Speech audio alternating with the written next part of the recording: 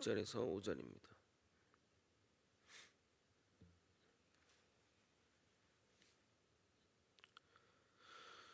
함께 교독하시겠습니다. 제가 먼저 읽겠습니다. 너희는 이것을 알라. 말세에 고통하는 때가 이르러 사람들이 자기를 사랑하며 돈을 사랑하며 자랑하며 교만하며 비방하며 부모를 거역하며 감사하지 아니하며 거룩하지 아니하며 무정하며 원통함을 풀지 아니하며 모함하며 절제하지 못하며 사나우며 선한 것을 좋아하지 아니하며 배신하며 조급하며 자만하며 쾌락을 사랑하기를 하나님 사랑하는 것보다 더하며 함께 읽겠습니다.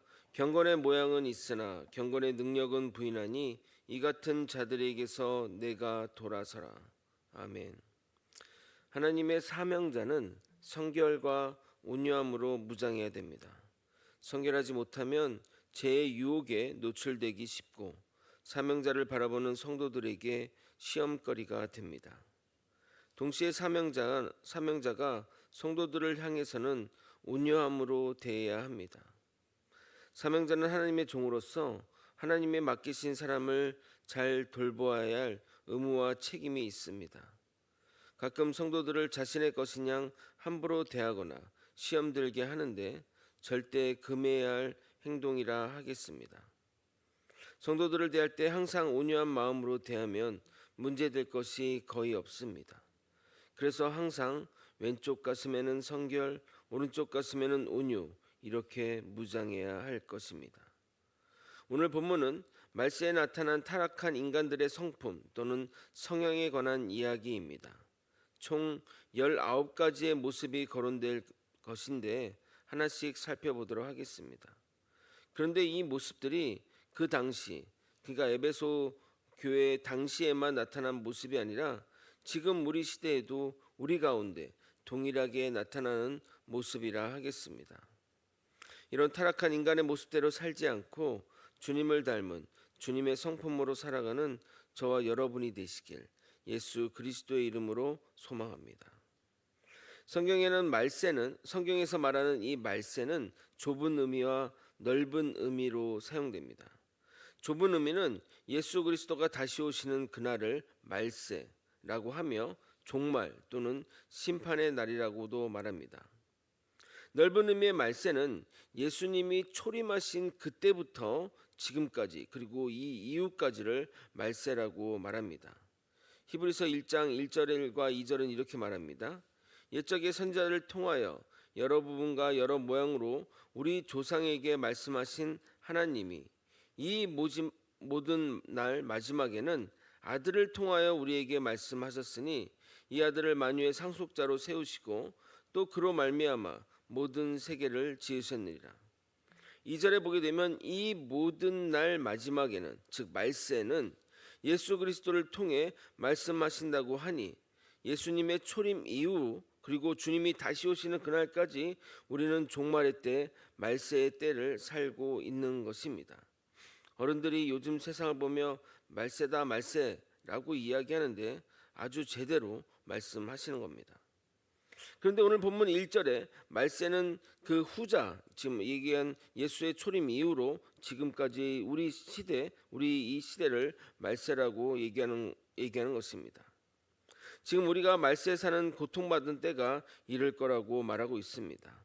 1절을 다시 한번 읽어보도록 하겠습니다. 너는 이것을 알라. 말세에 고통하는 때가 이르러. 그러니까 먼 미래 어떤 그런 미래 이런 날이 이른다는 게 아니라 지금 이 말세고 지금의 고통하는 때가 이르렀다는 말인 것입니다. 왜 바울은 말세에 고통받는 때가 온다고 말하는 것일까요? 인간들이 도덕적으로 영적으로 타락했기 때문입니다. 그러므로 인간의 타락은 말세의 원인이자 말세의 증거이기도 합니다. 그런데 중요한 것은 이러한 타락은 인간의 본성이라는 것입니다. 인간이 타락하여 이러한 모습들이 나타난 것이 아니라 원래 인간들의 본성이 이렇다는 사실이 우리를 놀라게 하는 것입니다. 그래서 앞으로 언급한 19가지의 타락상을 이야기할 때 왜 이게 잘못이지? 왜 이걸 문제라고 하지? 라고 할 수도 있습니다. 그만큼 우리가 타락하여 타락을 타락으로 여기지 않는 것이 더 문제라는 사실을 잊어서는 안 될 것입니다. 그러면 하나씩 살펴보도록 하겠습니다. 첫 번째는 자기를 사랑하며입니다. 2절을 여러분이 한번 읽어보도록 하겠습니다. 함께 읽겠습니다. 시작. 사람들이 자기를 사랑하며 돈을 사랑하며 자랑하며 교만하며 비방하며 부모를 거역하며 감사하지 아니하며 거룩하지 아니하며. 아니, 자기를 사랑하는 것이 왜 문제인가요? 자기를 사랑해야 남도 사랑할 수 있지. 어떻게 자기를 사랑하지 않으면서 남을 사랑하는 것이 이상한 것 아닌가요? 생각할 수 있습니다. 그러나 여기서 자기를 사랑하는 하며의 헬라어 원어적 의미는 자기만을 사랑하며입니다. 그런 자기만의 사랑의 모습을 고슴도치 사랑이라고 말합니다. 고슴도치는 그 몸을 둥글게 만들어 부드럽고 따뜻한 털로는 자신을 위하고 밖에 있는 사람에게는 날카로운 가시를 돋쳐냅니다. 이처럼 이기적인 사랑은 상대방에게 상처를 줄 뿐입니다. 두 번째는 돈을 사랑하며입니다. 돈을 수단의 하나로 여기며 사는 것은 문제될 것이 없으나 돈 그 자체가 목적이 되어 탐욕을 품고 사는 것은 모든 불행을 자초하는 삶이 됩니다. 이런 삶은 본인뿐만 아니라 타인의 삶까지 망가뜨리는 그런 삶이 되는 겁니다. 돈에 대한 가장 정확한 성경 구절이 바로 이것입니다. 디모데전서 6장 10절을 꼭 기억하시기 바랍니다. 돈을 사랑함이 일만 악의 뿌리가 되나니 이것을 탐내는 자들은 미혹을 받아 믿음에서 떠나 많은 근심으로써 자기를 찔렀도다. 돈을 사랑하면 모든 문제가 거기서 발생하게 되며 결국 믿음에서 멀어지는 결과가 나오게 된다는 것입니다. 타락의 모습 세 번째, 네 번째, 다섯 번째는 자랑하며 교만하며 비방하며입니다. 세 개를 같이 묶은 이유는 한 뿌리에서 나온 것이기 때문입니다. 자기를 자랑하고 싶은 마음은 반드시 교만으로 발전합니다. 그리고 교만한 자들은 남들을 비방하기 마련입니다. 먼저 자랑은 하나님이 싫어하는 외식의 한 형태이기도 합니다. 스스로 드러내고 뽐내는 마음은 결국 외식의 모습으로 나타날 수 있기 때문입니다.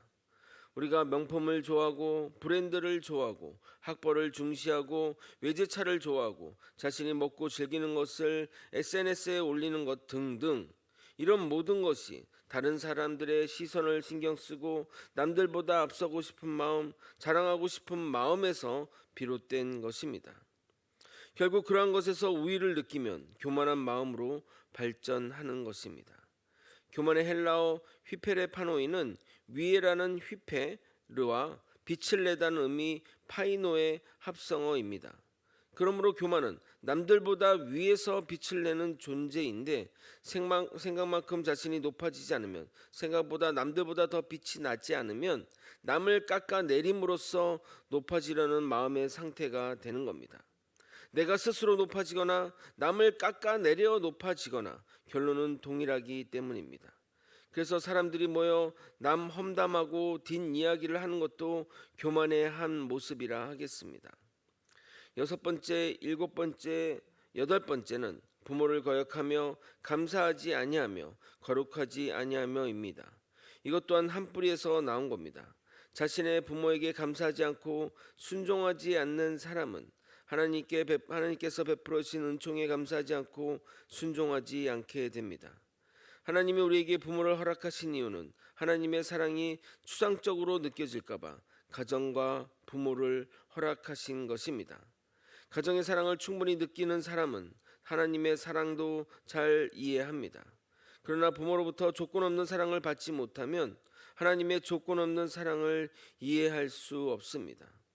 다른 체험이나 경험은 간접 경험으로 대신할 수 있으나 이 사랑의 경험만은 절대 다른 것으로 대체할 수 없습니다.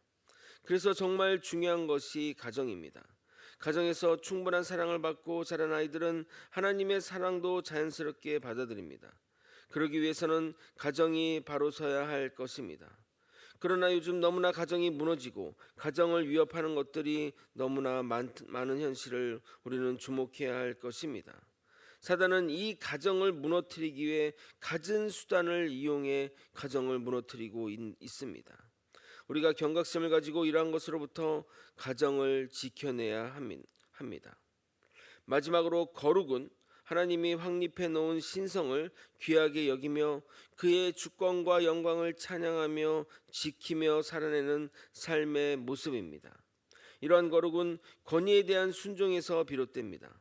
자발적인 거룩의 삶은 감사에서 비롯됩니다. 그러므로 가정을 통해 권위를 배우고 그 안에서 사랑을 통해 하나님의 사랑을 깨닫고 감사하며 거룩한 삶으로 나아가는 것입니다. 만약에 어떤 사람이 주님의 사랑이 없이 주님께 감사함이 없이 거룩한 삶을 살아간다면 구속받지 못할 것에 대한 걱정으로 거룩하게 사는 것이라 볼 수밖에 없습니다. 그것은 하나님이 바라지도 원하지도 않는 모습이라 하겠습니다.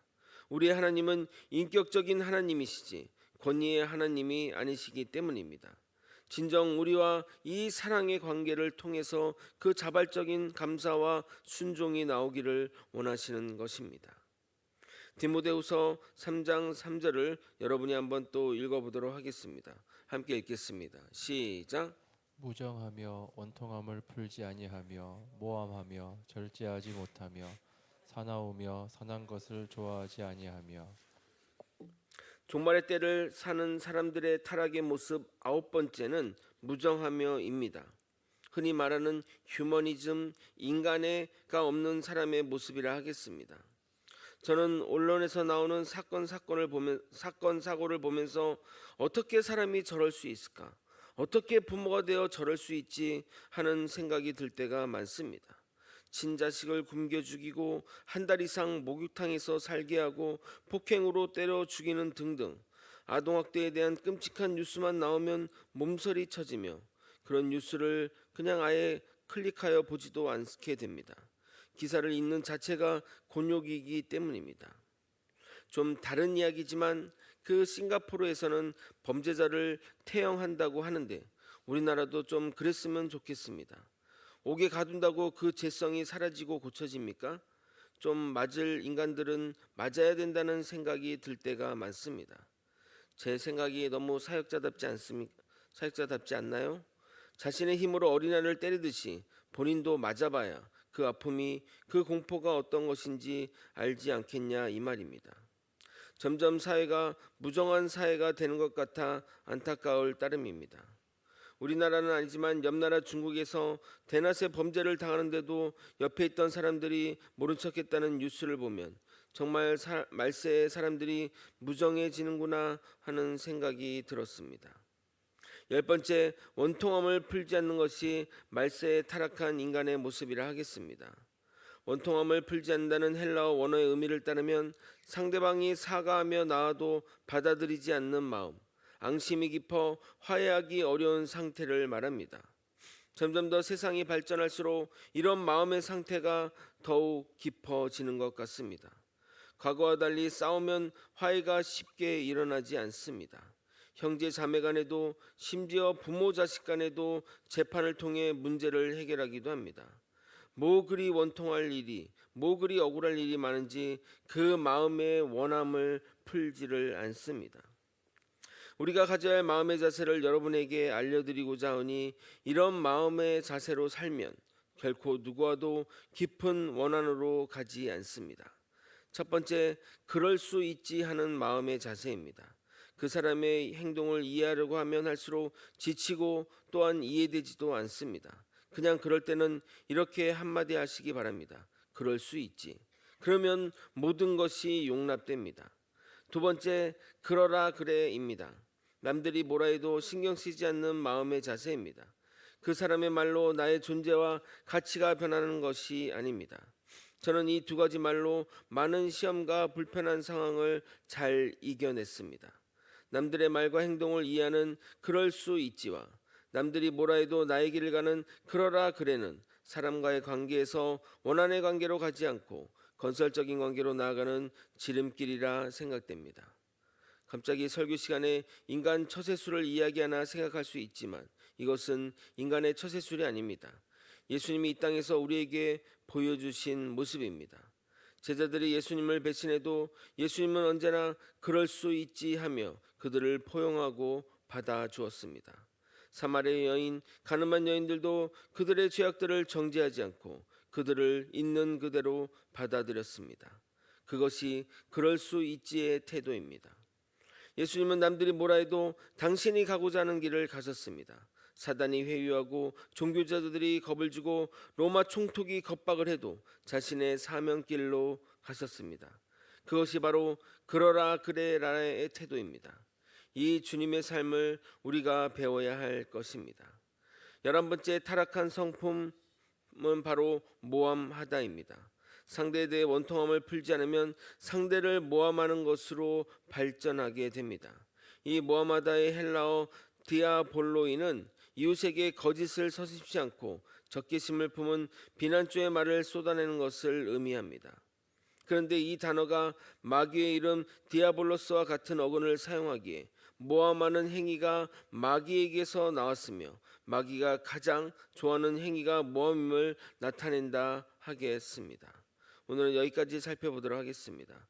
말씀을 정리하겠습니다. 말세에는 사람들이 이러한 모습으로 인해 고통받게 될 것을 이야기했습니다. 그런데 정말 사람들의 그러한 모습으로 인해 세상이 고통스러운 세상이 되었습니다.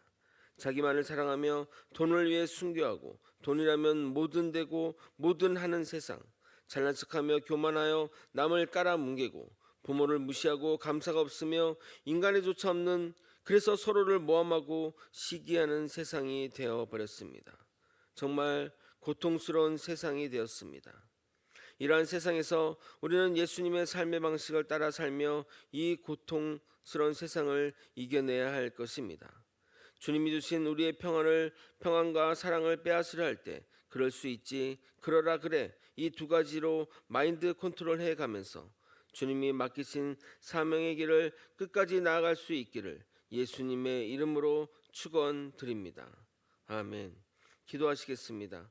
하나님의 뜻을 따라 살아가는 우리 주의 백성들, 하나님의 뜻을 아버지 실천하며 이 땅에서 거룩하게 살아갈 수 있도록 이끌어 주시옵소서. 사람들이 아버지 타락해가는 모습에 동조하지 않고 그 뜻을 따라가지 않으며 예수 그리스도가 걸어가신 그 길로 살아가는 주의 백성들이 되게 하여 주시옵소서. 주의 말씀과 주의 뜻을 따라 살아가는 것이 참 행복의 길이며 참된 평안의 길임을 깨닫고 살아갈 수 있도록 이끌어 주시옵소서.